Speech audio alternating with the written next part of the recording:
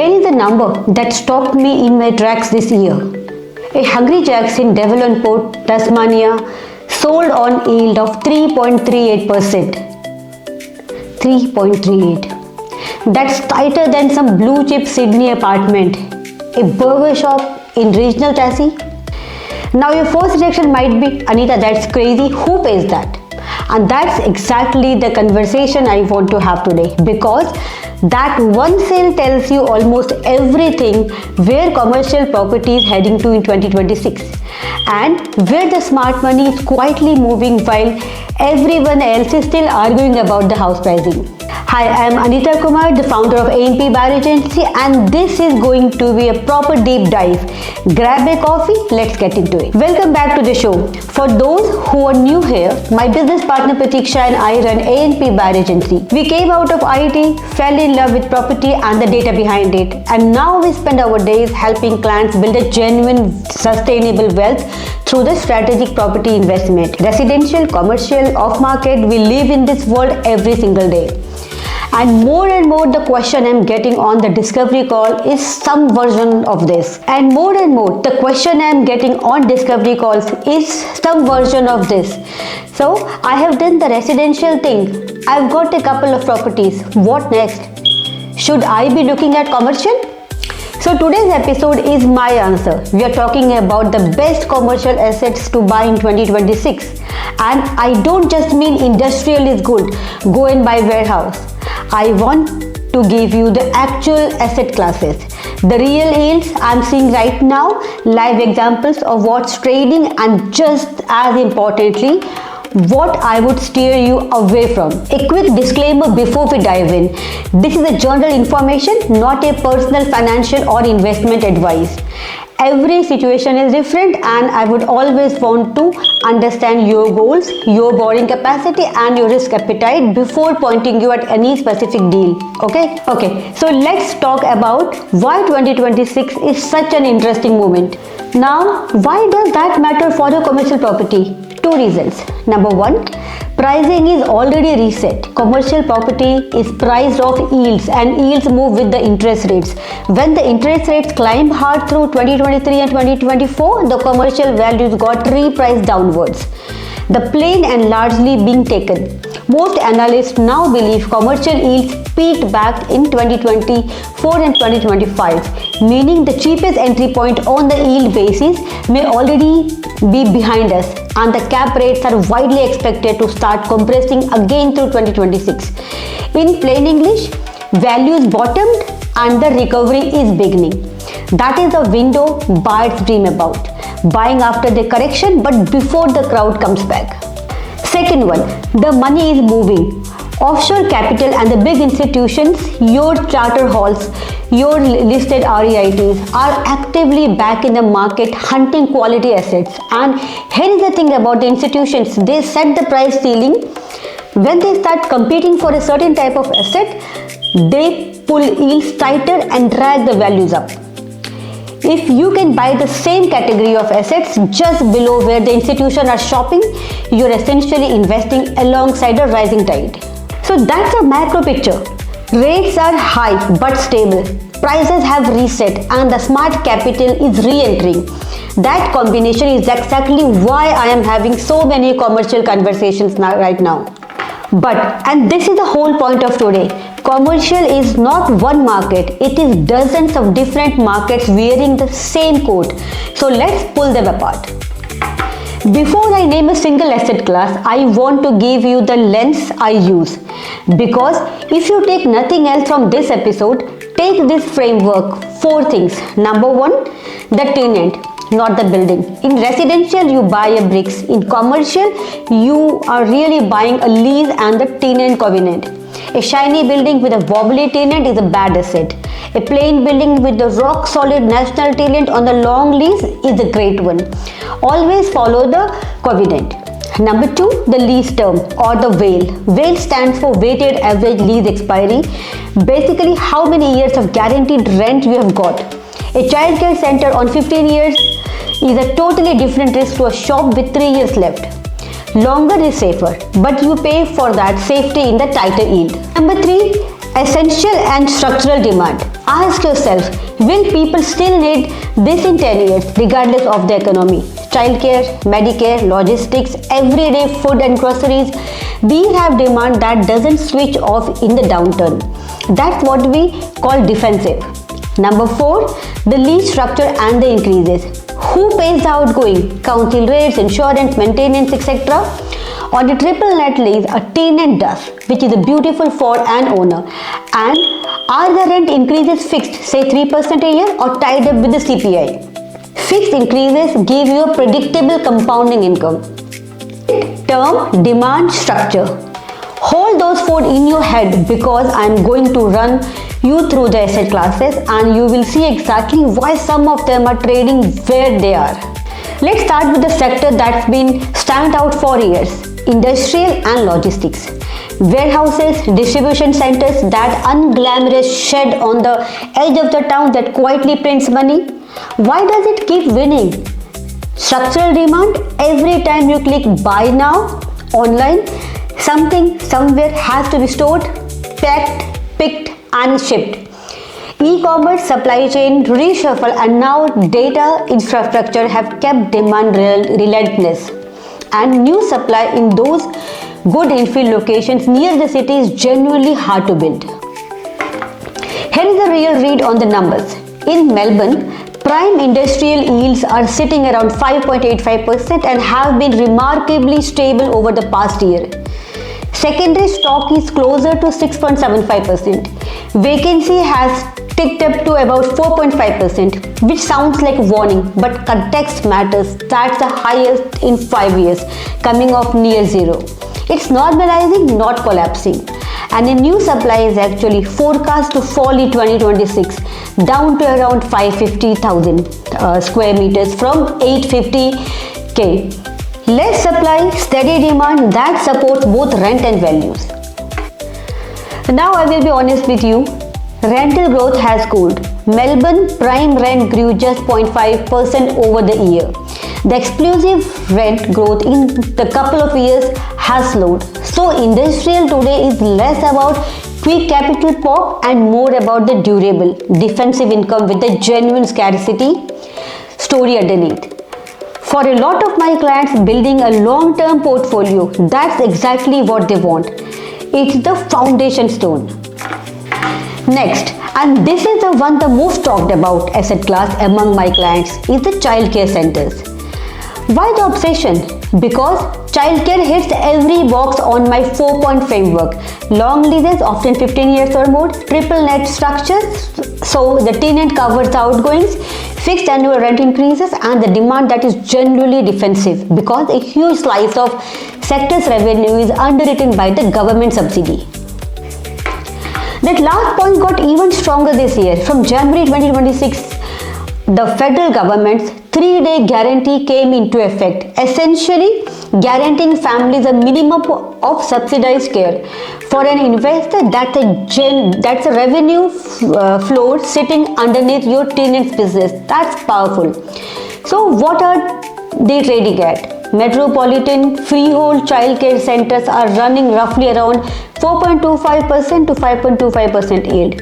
Regional centers a bit higher, say 5.25% to 6.25% because regional carries more risk. And the absolute top tier centers, brand new building with a big national operator on the lease, some of them have traded below 3.5%. The whole sector compressed something like 90 to 130 basis points through 2025. That's a serious tightening and it tells you where institutional demand is pointed. But, and please hear me on this, childcare is where I see amateurs get burnt. Here is a trap. A yield on the center with only 3 years left on the lease is assuming someone release it on the terms that hold up. If your tenant is paying rent that's well above the market's 18% of their revenue instead of the healthy 8%, that rent is at risk the moment lease comes up. And here is how brutal the maths is. On the center paying 300k in rent, a 50 basis point shift in the cap rate moves the value by around 670k with nothing about the actual building changing. That is why you don't just buy the yield, you buy the durability of the yield. That is exactly the kind of due diligence where a buyer agent earns their fee 10 times over. Now back to that Hungry Jack's from the top of the show. Let's talk quick service restaurants like QSR, your McDonald's, KFC, Nando's, Guzman, Aljana, etc. This is often where mom and dad investors take their first step into commercial, and I understand why. The price point is friendlier. Fast food freeholds averages around 3 to 4 million versus 4 to 6 million for a service station or a childcare centers. You get the recognizable global brand as your tenant, long leases of 10 to 20 years and fixed increase baked in. The numbers this year. Fast food freeholds have been trading at yields around 4% to 5%. Some live examples that sold recently, a KFC in Dalyellup, Western Australia at 5.45 million on a 4.19 yield, and Nando's in Manupara, South Australia, 6.2 million at 5.16% lease yield, and that Hungry Jack's in the Devonport at 3.38%. Across the market, something like 94 million traded across 18 freehold deals in the first part of the year alone. And here is the counterintuitive bit which I love.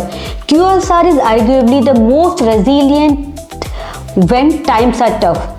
When cost of living bites, people don't stop eating out. They trade down from the nice place to the drive-through. So the tenant's business can actually strengthen in the downturn. That's a defensive quality hiding inside something that looks like a simple burger shop. The watch out. You are often buying the land and the building, but a very tight yield means you are paying a premium. Make sure the underlying real estate, the location, the corner, the traffic would stand on its own even if that brand ever walked. Buy the site, not just the sign. Fourth asset class, and this is the one I would tell you to watch most closely over the next decade. Medical, healthcare property, GP clinics, medical centers, specialist suites, day surgeries, dental, allied health, diagnostics. The thesis here is beautifully simple. Australia's population is growing and aging. Healthcare demand only goes in one direction, and it's largely independent of the economic cycle. People need their doctors whether the share market is up or down. What makes this such a sticky asset is the fit out. A medical tenant pours enormous money into their space. Consulting rooms, plumbing, specialized equipments, compliance. Relocating is expensive and disruptive, so they stay and they renew. That gives you long tenant retention and reliable income. And because these facilities have specialized planning and design requirement, you can't just flood the market. The new supply, the scarcity, the stickiness, and the demographic tailwind. That is the rare trifecta. Healthcare yields sit across the range depending on whether it's a single tenant suite or a large multi-tenant center. But the direction of travel with institution and healthcare REITs actively buying, it's tighter. If you can get into a well-located medical asset near a hospital or an established health precinct, you are buying directly into one of the most reliable mega trends in the country. And the one that surprises people most in 2026, retail is back.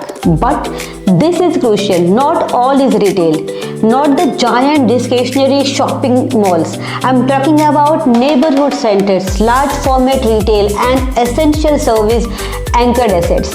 Think of your local center, a supermarket, a pharmacy, a medical clinic, a few cafes, a bottle shop. These provide everyday services that simply can't be replicated online, and you can't get a haircut or a fill in a script through a screen. After years of getting hammered by the e-commerce narrative, these centers have now posted several consecutive periods of capital growth. Limited new supply, stable tenant demand from the essential service, long WALE and fixed increases. The very qualities we look for.